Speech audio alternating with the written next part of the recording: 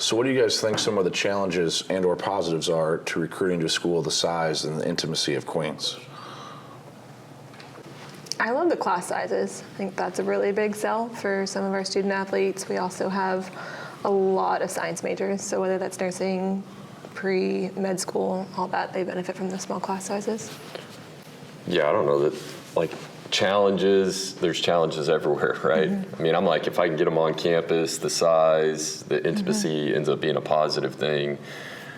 Obviously, if you're looking for something different, right, then Queens may not be the fit from that standpoint, but usually you figure that out on the front end, right? I sometimes think we are the good different. Sure. You don't walk into your first class size and it's 500 students and 2 TAs that you have access to, that you actually get the actual access, which is a huge plus for us in that area. Yeah, and for me, I kind of relate. You know, I went to a school the same size as Queens, and it was really intimate, and I appreciated having that relationship with the professor and my classmates that I got to grow with and learn with. So I think relating that to my experiences is really helpful, you know, for these student athletes to really envision what can be for their education. What other positives do you guys see from that? I think they get the chance to see themselves actually impacting the school. You know, if you visit a school that's got 20,000 people, you start feeling like just a number on a tour or on anything, right? And we don't want our players to feel that way at all. And so you don't have to worry about that in anything, whether they're going through admissions, walking through campus, running into another coach, right? Everything feels like people are pretty close and, you know, enjoy seeing each other. I think the amount of student athletes we have is really neat, really unique. It's unique. Like over 50%, right? I mean, Yeah, so they're working with different athletes in class, and then they also get to know some of their non-athlete student classmates too. I think what's beneficial too is the professors really get to know the student athlete what sport. You know, there's countless times where, you know, I've written notes to professors thanking them for coming to our games and different stuff, and they talk about their student athletes to me. And, you know, in my short time here, I've gotten to really have some good relationships with some of the professors that our kids have a lot. So we have a lot of business students, especially in our freshman class. So I think that's been really beneficial to get to know Queens, you know, as a first-year head coach. And, you know, I think the student athletes then feel it because they're like, oh, my coach actually knows who I am as a professor. Let me also make sure that I know these student athletes. So I think it's a trickle-down effect. I think it's important. One of the other neat things is when we have recruits, they can actually talk to some of the professors too. So if our girls have some favorites, that's been a really big sell for us. I may have to steal that one. Yeah. Super great idea. How much time do you guys spend recruiting locally, regionally, nationally? How are y'all splitting that up and putting your team together? Kelly, your sport's way more lacrosse unique. is very unique. Yeah. I actually don't go to any high school games, maybe state championships at the end of the year. Kind of depends on when we finish, but all of ours is localized, so it's all through club tournaments. So I spend a lot of my summer up in Maryland, Delaware, New Jersey, New York area.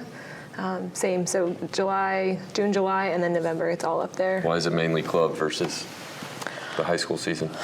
I would say you have a lot of women who are running the association, and a lot of them are moms. So I think, honestly, that's why things are so structured, so people can be wives and mothers, and then also have a full-time career too. At least that's my perspective. Yeah, cool. Yeah. How about you?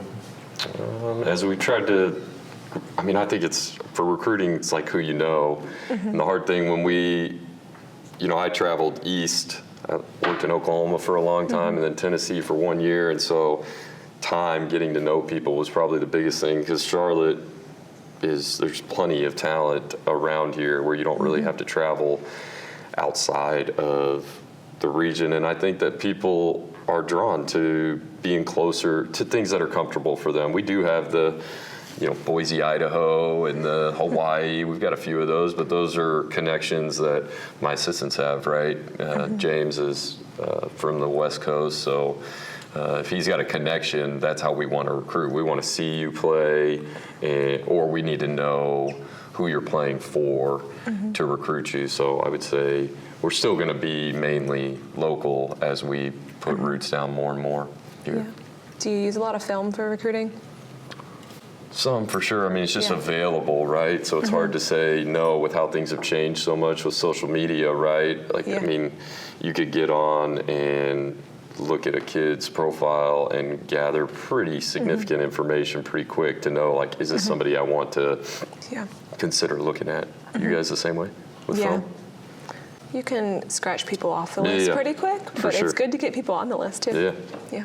Yeah. For us, I think we very much go the club route also, and there's probably 1 or 2 big tournaments throughout the country each weekend, and so if we can go see hundreds of kids in one location, I think that helps us. And volleyball is now becoming one of the premier female sports, and so the access to athletes is a lot better than what it used to be, I think, for recruiting. So that really helps us, I think. So, I mean, we have kids from all over the country now as we've kind of grown. So we have some Midwest roots, but also some local kids here that we're scratching the surface also. So lots of good volleyball all over. But I think what you brought up too with your assistants having connections is huge, because that's allowed us to get into a lot more Florida than Queens has been previously for volleyball. So, we're just looking for talent anywhere, I suppose, though. The transition has definitely changed our recruiting. Our first year, Division I, I think 9 of our top 11 were from North Carolina. And now we have a way larger field with guys from Texas and New York and international Israel and Canada. So I think it's just given us more exposure. The first conversation isn't like, have you ever heard of Queens before? Right. Now they have. And so now is it a good fit? And I think high school wise, we stay pretty regional, but then transfer portal and the other pools is way more national or international, which has been huge for us because I think it's helped us get a slightly higher talented player. Yeah, I see that junior college, because junior college is a heavy or a big piece for baseball. I mean, a lot of guys go to junior college and they don't choose that necessarily as a negative. They choose it for development. And so you kind of get a blend of, at least in baseball, portal and junior college. And there is the ability to go recruit outside of the region more frequently in those two areas as opposed to the high school kid. I mean, first off, seeing them, right? Most of those guys stay local unless you go to a huge event where you could catch somebody from a state far away. But even then, to recruit them away, you think about the number of schools they may have to pass to get all the way to the East Coast. May not be worth the time to go that far away with a high school kid. Yeah. For us. We have a lot of junior college kids too, and I think junior college has changed. It's way less kids that haven't qualified and way more kids that are looking for development and or more exposure, which fits the uniqueness of Queens and our academics as well. For sure. I think it's interesting. It's almost not like that on the women's sports side yet. I still feel like it might have a stigma still on the women's side. For junior college? For junior college. Whether right or wrong, I think females are really looking for high academic out of high school right away, and will prioritize that maybe over development at a higher level. I don't know if that's right or wrong, but that seems like what it's been. But, for example, in our conference, we have the Florida Gulf Coast coach who has won multiple JUCO championships and just made that transition over and brought a couple of her kids with her. But I think you'll see a lot less junior college in volleyball at the highest level. You'll see a lot more 4-to-4 transfers than 2-to-4. Is the portal becoming more serious for you guys? Oh, absolutely. With transfer, I would assume before the portal, the transfer wasn't happening very often without junior college being much of a thing. So it was mainly all high school, and now you're seeing more for. Yeah, you'll see more. And one of my assistants did her, 5th year during that COVID time, so she had transferred. So we've gone away from that, obviously, now that COVID has ended. But you'll see a lot more NIL dollars starting to seep in and transfers because of that in our sport, now that volleyball's more on TV and more money into it. So we're seeping into more transfers than we have seen previously. Cool. How do you guys utilize the portal?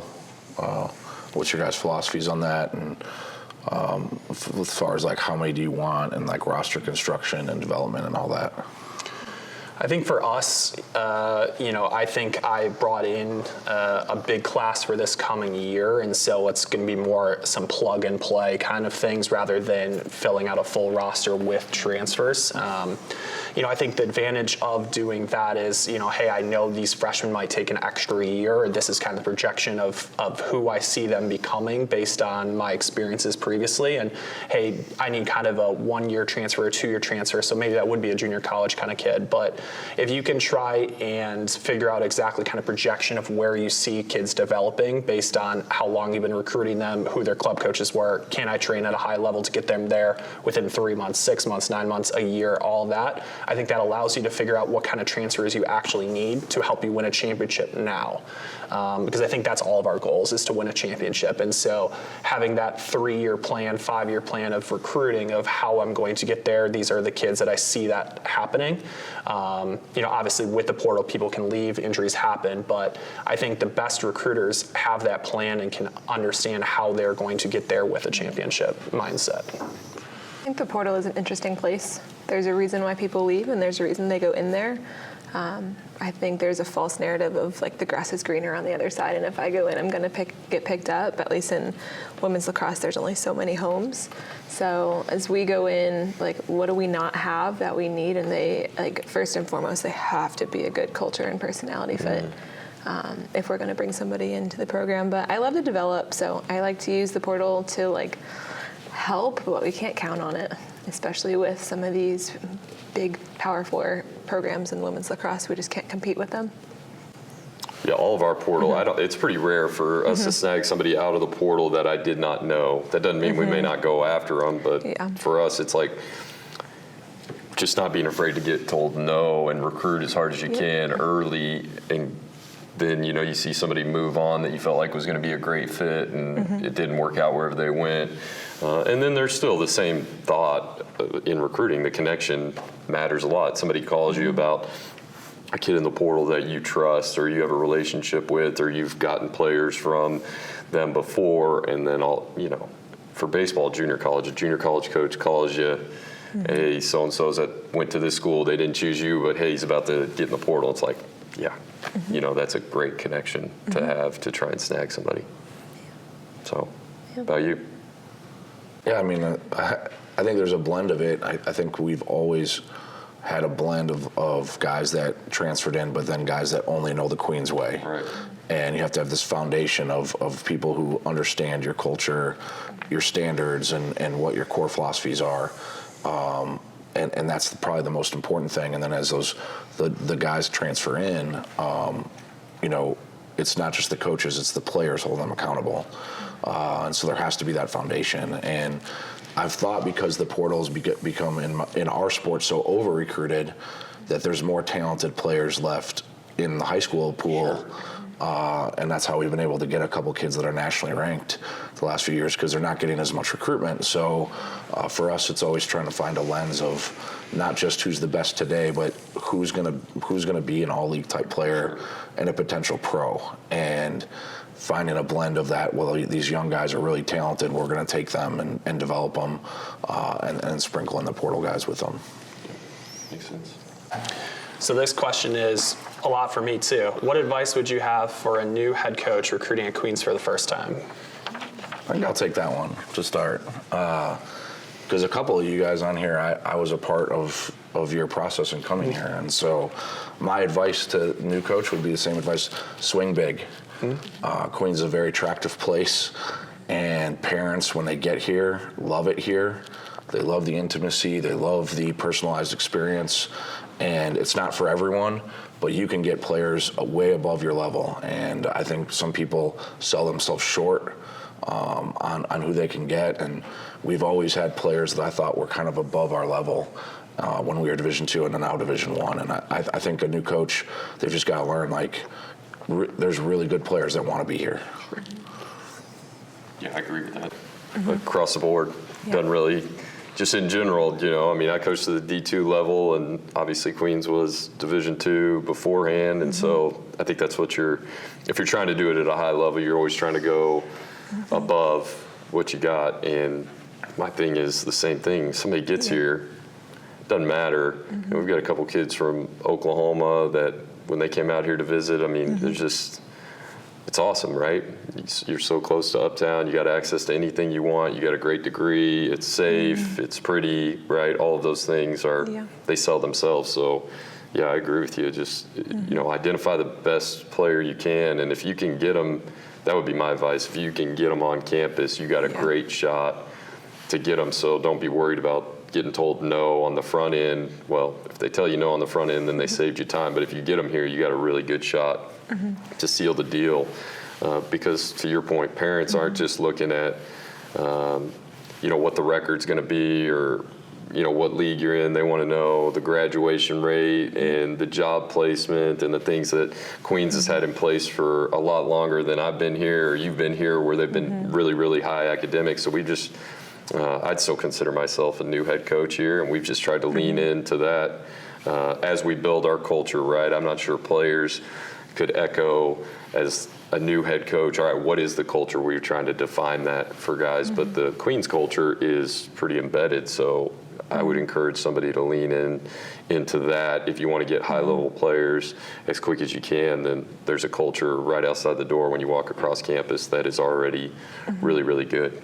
Yeah, for sure. I mean, I agree. Go big. The other piece that has helped is selling the internships and the opportunities here in the city. I mentioned I have a lot of nursing majors, a lot of girls who want to go that pre-med route or even business majors. We have professional lacrosse, but there might only be like 60 or 80 players. So these girls want good careers coming out of college. So that's been a really cool piece, and even to connect them with a lot of the alums who are still here in the city. I think that is unique. I've never had that at a school before, where we would have all these alums just coming to like a Friday evening game just because it's something to do after work. Like the alumni presence is really neat. Yeah, we have probably 5 to 10 different alumni in our locker room after every game. Yeah, and from different eras, all the way back from 1988 to now. And they're around for summer camp. Their kids are coming to camp. And I've never been in other schools like that where they're still so invested, and guys that are playing pros overseas are watching the games online and emailing it or messaging our guys and giving them criticism. Like, that's not what we're about sometimes. And then, but having them being around all summer, all year round, it's special. Yeah. I think for me, what I've learned, talking to other coaches about their recruiting strategy and how their minds work and how their programs work, I think is one of the most beneficial things to understand why they might recruit this way, or understand what's their thought process, so that, like, okay, this person's got connections here, okay? Have they recruited out of this area a lot? Why are they recruiting? What kind of students are they getting here? I think that's part of what makes Queens special, is like it is a blend, and maybe Charlotte in general is just a blend from people from all over coming in to Queens and getting a great education, having a great experience, but it really is a holistic experience for the student athletes. And so one of the first things that I did when I was here was trying to meet with as many coaches or administrators or people on campus that I could, to really understand the grassroots of what Queens really is, so that I can appropriately recruit to the university and figure out, what are the little things that students really love about the institution. And I think that is really important. But kind of going back to what Grant was talking about the alumni, and Kelly too, I think that's really important, is connecting with some of those alumni and what was their Queens experience. What did they really love about it? What's something that they would, recommend to current student athletes or future student athletes about what they could do or how they connect, or what are some things that they wish they would have done better. Because I think that all goes into recruiting pitches too, but it's trying to be honest and upfront about how great Queens can be if you utilize all that we have here, all the assets, all the connections, all the people here that want to see you succeed. I think that's really important. Access to being a professional in baseball is a big deal. Like players getting drafted, the draft's 20 rounds, you've got free agent signs, you got to have that happening. And in my opinion, if you're going to sell development and doing it at the highest level, which we want to, and we want to schedule that way, and so we've really tried to be serious about that. And we've had 2 guys drafted in year 1 and 2, which was a big deal to trying to recruit that level of player, because those guys are setting the standard. You know, you look at like what basketball has done here and the number of players that have gone on to play professionally, that there is a level of standard that you can say, hey, I know you just transferred here, but, you know, for my example, Landry, this is how he operated. If he were still in the room, this is how he went from where he was as a junior to getting drafted last year. Same thing with Dylan Lewis. You can look at the progress in their careers, and there is a pathway to becoming a pro, which for a lot of junior college, a lot of transfer, just that's really what they are hunting. The school stuff is almost like icing on the top of the cake for the player if they're making the decision themselves. If the parents are heavily involved in the decision, they're maybe thinking about that a little bit more. But a lot of our players are thinking about, how do I keep playing after college? Can Queens get me into that space and make me that type of player? Yeah, I mean, basketball's been fortunate. You know, this is year 13 for me, so 12 completed seasons, and we've had 38 guys that have signed pro contracts all across the world, from NBA contracts to G League to NBA Summer League to European, Asia, Australia, and the biggest thing is that's something that's important. You want to help kids accomplish their dreams, but then the other kids who don't play pro, what kind of experience are they getting, and like what kind of job are they getting afterwards? And like I'll be honest, I've been shocked with the amount of successful former Queens players that walk in my office and like what they're accomplishing with their family life and their work life afterwards. It's impressive.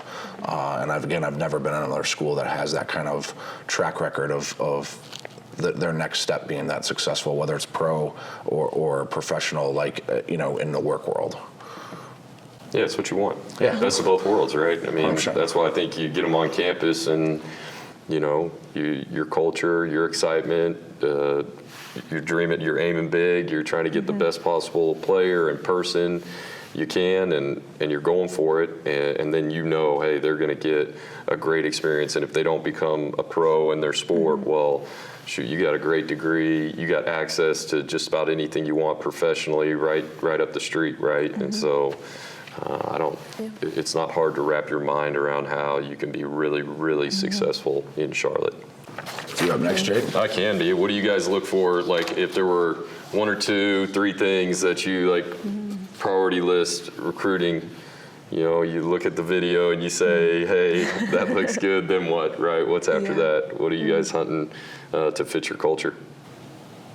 I mean, when you first start talking about like size, length, athleticism, skill, all that stuff, obviously everyone's got their different styles of play, but for me, there's 2 things non-negotiable. Do you come from a winning culture, and do you have character? Because I don't care what anyone says, like, win or lose, there hasn't been an undefeated team in college basketball since 1976 in Division I. So you're going to lose a game, okay? There's going to be a period in the game the other team goes on a run. That's part of the sport. How are you going to handle it? Are you going to stay together? Does it fracture your team, or do they come together? So if you've come from winning cultures, you've sacrificed with each other before, do you have character? Can you handle tough things? Life is going to always give you, you know, a tough day. How do you handle it? And so if you don't have those 2 things, for me, it's a non-negotiable. Like, you're not coming to Queens. And I think that's why we've overachieved during this transition, because we've had those kids that gravitate towards those things. I think for me, one of the big things that I look for is like, how bad do you want to win? Not like, just like, hey, do you like winning? Yeah, because we all like winning, but like, how bad do you want to do the things that are causing consistent winning? You know, so, and that goes into culture of like, you know, why are you here? Why do you want to play the sport?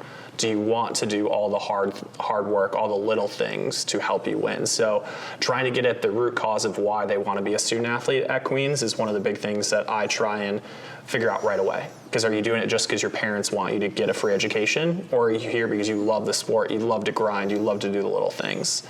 And so identifying those kids is obviously trickier than not, but if you can do that, that kind of leads to some success there. And for me too, especially taking over a program, it's finding the kids that want to build. You know, like, you can go and be a part of a winning culture at a lot of schools because you're really talented.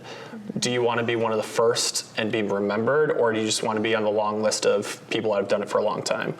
And so it's the people that want to grind, want to have that, and maybe it's individual namesake that they play into their ego a little, I don't know, but if they want to build a culture that they can come back 10 years from now, 15 years from now and look and say, those were my championship banners, or those rings that I have, or because I came here and really tried to build something. And now Queens is still successful 15, 20, 25 years from now because of all the hard work that I put in, helping recruit other student athletes and future generations. I think those are some of the keys that I really look for and think are valuable. Yeah. A lot of my recruiting is actually through camps and clinics. And then when they're at tournaments, I always sit on the bench side. So I sit right behind the scoreboard, and I like to see how they interact with their coaches, who's asking questions, who's saying good job and giving little stick taps to their teammates. So that shows me a lot about their passion and how much they love the game. I think, at least in lacrosse, it's sometimes the thing to do is go and play a club that's community-based. So it's like, how many people are actually going to want to play and achieve at that next level? Yes, we want to win, but how badly do you want to be successful and just get better and use lacrosse as a platform? Like, winning really is the byproduct of people that have the joy and the spark. Like, on recruiting, I'll write Sparky. Like, I know if somebody's Sparky, I'm like, ooh, I like them. They're going to not just show up to practice and get through it, but they actually truly deep down like have a why behind what they're doing. Add some value. That's different. Yeah. So that definitely stands out. I'm always hunting saying no.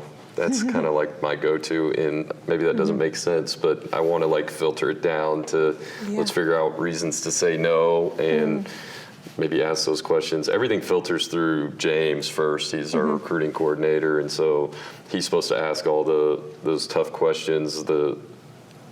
There's really only one thing that we're looking for if you're high maintenance, like that'd be the red flag. We want excitement to be in the room. That doesn't mean you have to pick us right away or jump at the first opportunity. Not that you can't be thoughtful and think things through and take your time, but I think a lot of players who can solve problems for themselves are handling their own business. If you want somebody to work hard on their own or develop a skill through failure, I think anybody that's high maintenance is going to be, they're really going to struggle to do those things. And so if we can eliminate those types of players early or find out that they are going to be high maintenance, then that's really, I just try and avoid that at all costs. There's not really a level of talent that can cover up somebody that's high maintenance, because they're going to be the one that's causing you to bang your head against the table for no reason, right? Yeah. So that's kind of our deal. That's a huge deal, though, like the positive energy people bring to a program, staff too, the people we work with. Yeah.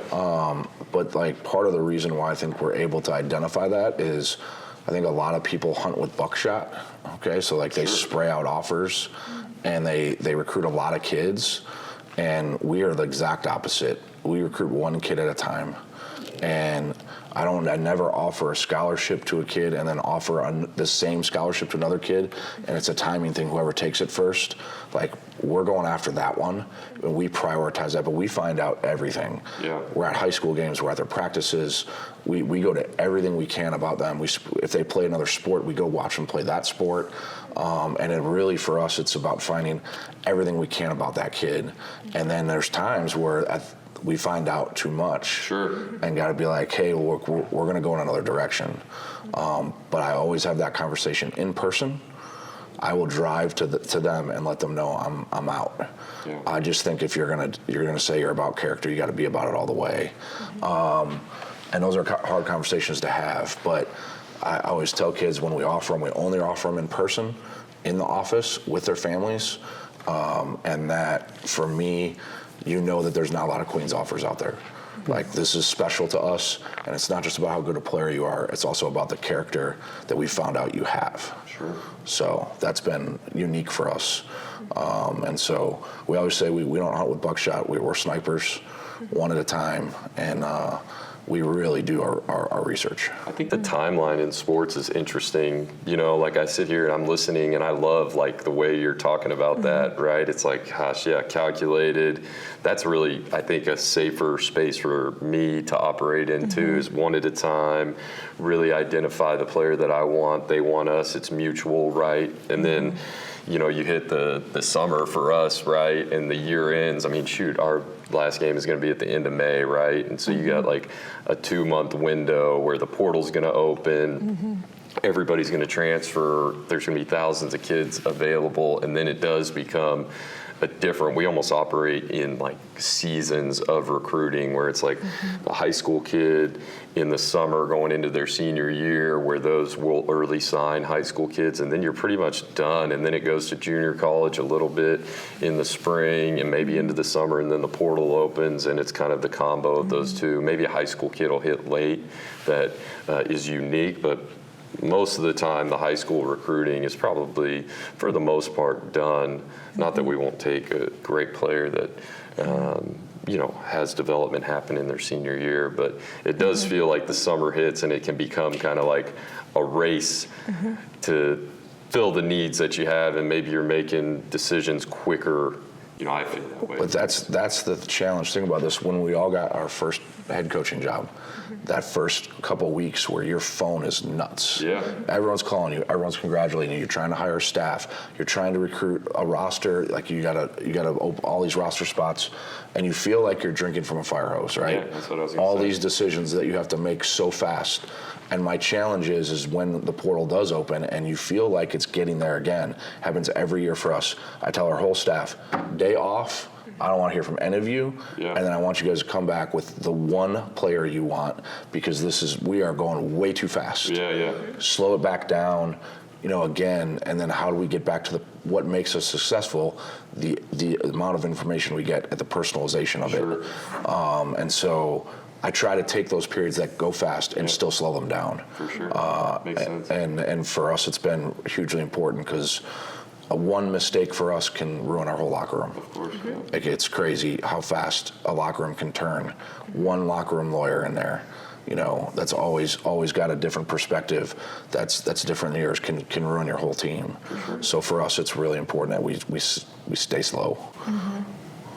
Because you'll get them eventually. Eventually. That's right. Eventually. Just keep telling yourself that's it. Just keep reminding yourself you'll get them eventually. Kelly, what you got next? All right, y'all. Kind of did that one. In your recruiting philosophy, do you prioritize camps or big events or live in-person high school games? It's probably perfect for you. It is. I would love to go to high school games, but they're playing right when we are. It's been really fun to see over the last decade here in North Carolina how much the sport has grown. So we're actually able to start recruiting locally, but still most of our roster is out of state. We have Florida, Colorado, Montana, Western Canada. You don't just fly to Upstate. Montana? It sounds fun, but not during season. Yeah. No, not during season. But everybody just comes for camps. They come to the East Coast, so I don't have to go super far, which is nice. That's great. My only issue with that, and I know that it's a necessity, and a lot of college basketball programs only recruit AAU, don't recruit high school, is they're playing these summer games. There's no scouting report. There's no real crowd, and the environment's very different. Where, like, when you go to a high school basketball game on a Tuesday or Friday night, and the student section is heckling like a college student section would, and the popcorn's popping, and there's a scouting report, and you don't play multiple games in a day. I just think there's a different part of information you get in that setting than you don't get when you played multiple games in a day and there's no scouting report and you're kind of all, you know what I mean? There's no crowd. And so I try and get both information. It's not always possible because it's during our season, right? But I try to get both sets of information because, there's parts of basketball and other sports like, hey, this person can only go right because they can only shoot with their right hand, or they can only dribble with one hand, or they can't hit certain pitches in certain parts of the zone, or they can't pass the ball certain ways, right? Well, when you're in those high level high school games, like, those things come out, but they don't come out in those camp settings. Well, the scoreboard matters to them usually in the high school game too, which I think is, that's the part in the summer that can get a little bit. But I think for us, it's, you're trying to see them in as many environments as you can possibly see them, and then pick up the phone and make the phone call to the high school coach, because sometimes roles are different on teams too, and you want to know why. Why is the role different, if it's better or worse? Why is it different at the high school versus the summer? Like, what are these different organizations seeing out of these guys? Because if I have a vision for a player doing something for us, yet they're not doing that for their high school, it's like, well, they're probably not doing that for us. So I think that, but we still, camps are, you know, we want to host the prospect camp, and I think that means a lot. When somebody comes on our campus for a camp, I always try and sign somebody, always. I mean, I just think it's a big deal to get somebody from our camp, and there's going to be a player guaranteed at every camp we run that is good enough to do it and come compete. And those high school, you know, you're looking at development out of the high school kid anyway, so we're really trying to do that. We had 4 NBA players that were in our elite camps over the years, and we only offered 2 of them. And one of the kids we didn't offer, who was begging to come here, ended up ACC Player of the Year. So we make mistakes too. Sure. It's not an exact science, and I apologize to Moses Wright. Probably should have offered you a scholarship, but I think it's awesome when you get those kids here on campus for elite camps. Well, it tells you, right? It tells you that they're interested without the conversation, right?